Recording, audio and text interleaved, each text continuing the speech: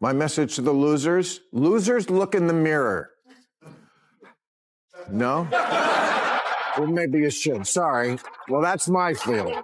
Losers, look in the mirror. For months, Democrats have been saying, how is this even close? And they're right. It wasn't. They could not conceive of a second Trump term, but they should have. When does America ever turn down second? I mean, come on. It all kicked off on a day when everyone assumed The View would be snooze as usual. The host, as per tradition, was smug, giggling, tossing out the same hot takes like confetti at a budget parade. But then, bam, curveball. A guest stormed in who wasn't there to play nice. He wasn't there to nod, smile, or pretend their opinions were gospel. Nope. He came to shake the whole dang set like a caffeinated squirrel in a chandelier store. They won. Now they have reality they have to deal with. We'll see what they do. See if they live up to their word. Trump says he's going to deport 12 million people. How are you going to get 12 million people back into Mexico? And today Trump said, I'm way ahead of you. Why do you think I left so many holes in the wall? The second he flapped his gums, the vibe did a full 180. You could practically see the tension doing push-ups. He dug head first into the jugular of the show's brand. Its so-called diverse perspectives. He ripped off the mask. It was really a stage where only one side got to run wild. No sugar, no pillows. He called out the panel for shoving a one-track echo chamber narrative and made it crystal. Step off their script and boom. You're the villain faster than you can say commercial break. Clip 2. But he wasn't just tossing shade like confetti. Nope. He zeroed in on the show's hardcore intolerance for any political opinion that dared wander right or center, especially anything remotely conservative. Commercial break. It just made me think, I'm sure every single member of the Saturday Night Live cast was a Harris supporter. But what if one of them wasn't? What if one of those cast members was for Trump? Would they have felt comfortable saying so? I really don't think so. They would have had to keep it to themselves. That's not a good place for us to be. And I remember when Elon Musk hosted, and this is well before he was a Trumper. This is 3 or 4 years. He was just the richest man in the world. And a number of the cast members on Saturday Night Live, they didn't want to deal with him. And I was thinking, really? You have Elon Musk on your show for a week. You could talk even about this issue that bothers you so much, that he's so rich and lots of people aren't. But no, you don't want to even deal with him. That's what I hate. According to him, The View wasn't some cozy idea-sharing club.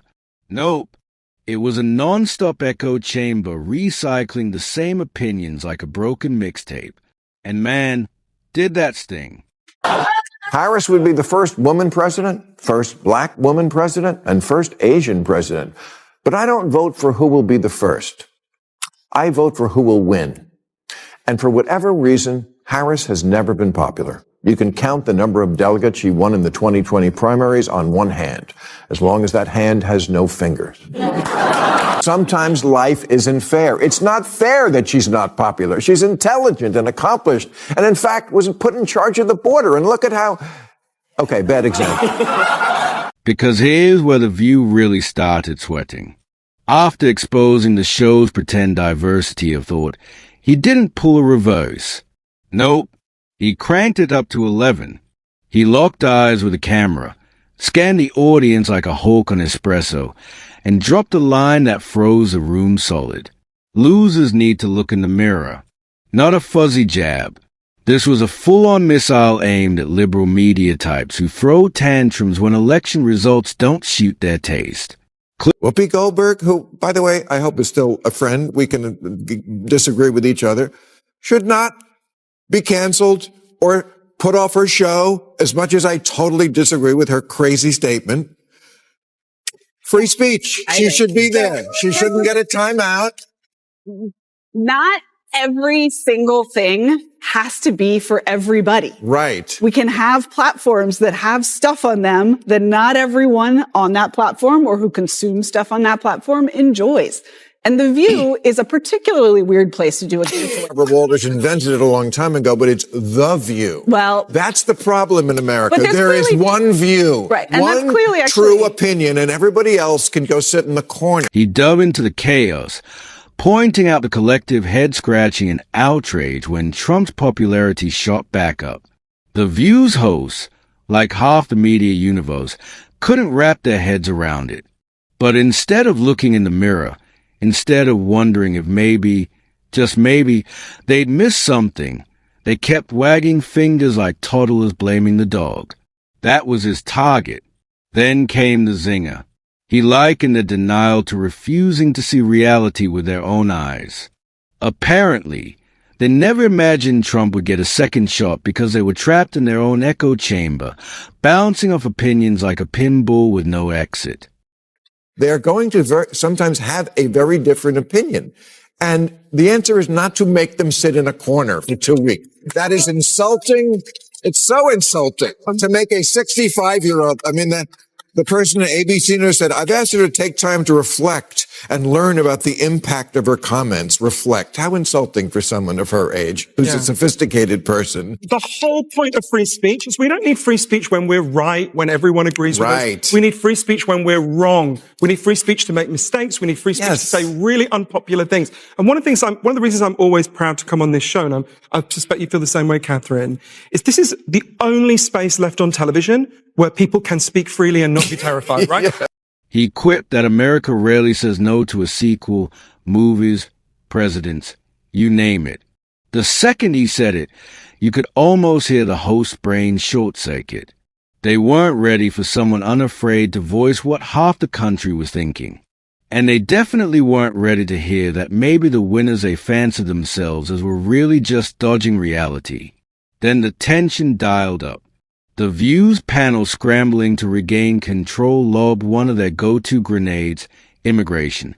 They asked how Trump could possibly deport millions of undocumented immigrants. The whole point is they didn't vote for him because of racism and misogyny. They voted for him because they felt like, I think the biggest common denominator in this election is people want a good life and ability to provide for their family. Well, whether we agree or not with Donald Trump's plans, Black people they thought that he was reflective. One of the poorest demographics in this country, but they voted for Kamala Harris. But there was a split, and more of them voted for Donald Trump than had historically. I think that there's such a desire. If you really think the vast majority of this country voted because of racism and misogyny, you're missing it. Most of my family, a lot of my family doesn't have college degrees. But the stats are the stats. But that's not, it doesn't say I voted for Donald Trump because of racism. That's not, let me just that. What stat are you talking about? Let me just dissect the two. Yes, you can. There's a lot Hold on. A question designed to trap him, make him fumble, or soften him up. But he struck back with laser-sharp sarcasm. Trump's already ahead of you. Why do you think he left so many holes in the wall? Boom. The line landed like a high five to the face. The audience went ballistic while the host froze, unsure whether to laugh, argue, or pretend it didn't happen. But he wasn't stopping there. He pivoted to the liberal media writ large. Late-night hosts, celebrities, pundits shredding them for their fake bravado, threatening to flee the country if Trump won, then staying put and acting like nothing happened. Performative outrage, he called it. Scripted, shallow, hollow, and that stung the most. He wasn't just debating politics anymore. He was peeling back the curtain on their whole routine. Loud proclamations, moral high horses, zero accountability. He refused to play their game, and it was painfully obvious they had no clue how to handle someone striking back harder. The View tried to box him in. He flipped the board, but the heat didn't stop there. Next, he aimed at Saturday Night Live, tearing apart the so-called edgy, free-thinking culture backstage that really demanded everyone toe the line. He dropped a bomb no one dares whisper. What if a cast member actually supported Trump? Could they even admit it without facing annihilation? His answer was brutally clear. Zero chance. He laid it out. Keep your mouth shut. Bury your opinion or get iced out by your own crew. Not for crimes. Not for hate speech. Just for voting differently. That hit like a gut punch because it wasn't about Trump anymore. It was about fear. Fear of speaking up. Fear of being branded a traitor by your own side. And it painted a savage picture.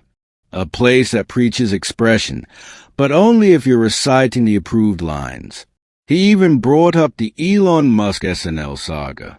Not because Elon leaned conservative, but because he was rich.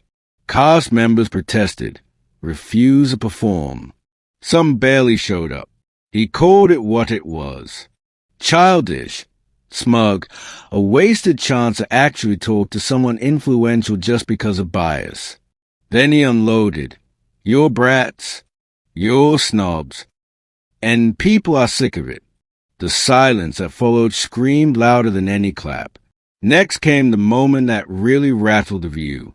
They thought they'd scored a safe play, bringing up Middle East conflicts. What they got was a hard left turn that left them frozen. He didn't mince words.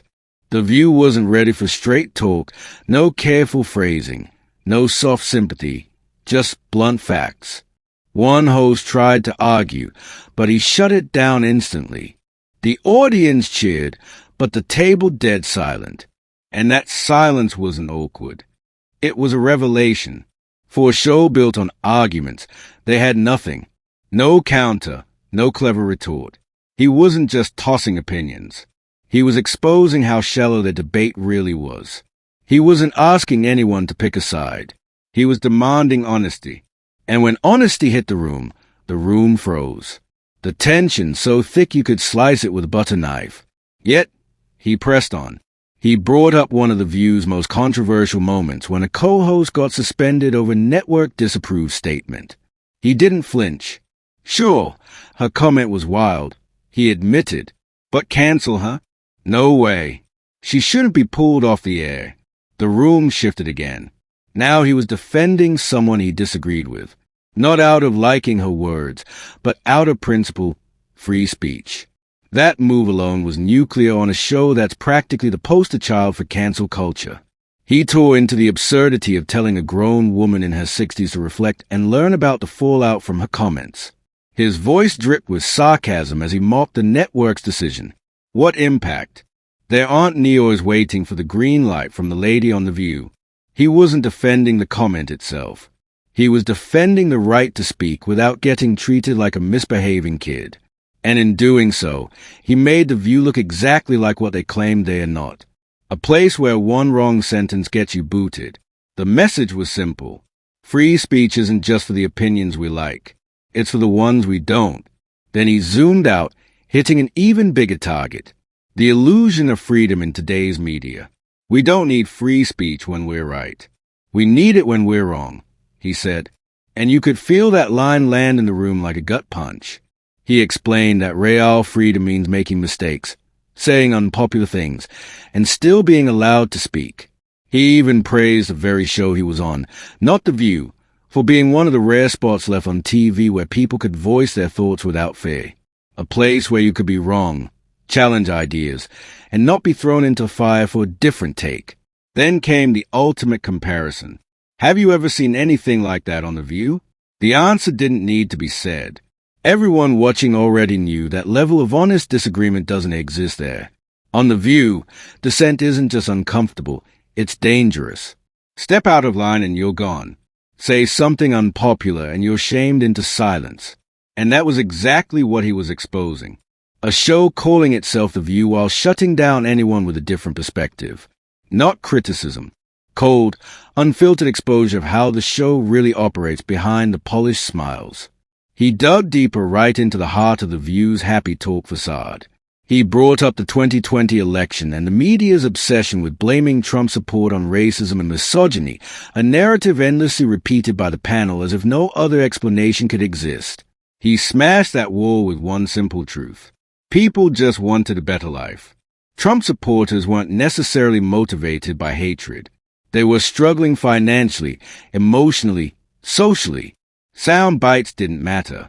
They wanted stability, safety, and the ability to provide for their families. And when Trump addressed those needs, message delivery aside, people listened. That stung, especially when he noted that even the poorest demographics assumed by the media to always vote left showed surprising support for Trump. Not all, but enough to matter. He also skewed the snobbery of assuming anyone without a college degree voting conservative must be ignorant or hateful. Stats are stats, but a stat doesn't say I voted for Trump because I'm racist, he warned, pointing out that this arrogance is exactly why so many feel ignored and disrespected. And just like that, The View's carefully crafted narrative about why people vote crashed. But he wasn't finished. One final blow. A question that cuts straight to the mechanics of modern media power. What happens to people who just want to ask questions? What if someone disagrees with the official story? Not out of hate, not out of extremism, but because their own experience tells a different tale. That's when the silence on The View hit a volume you could feel in your bones. He laid it out.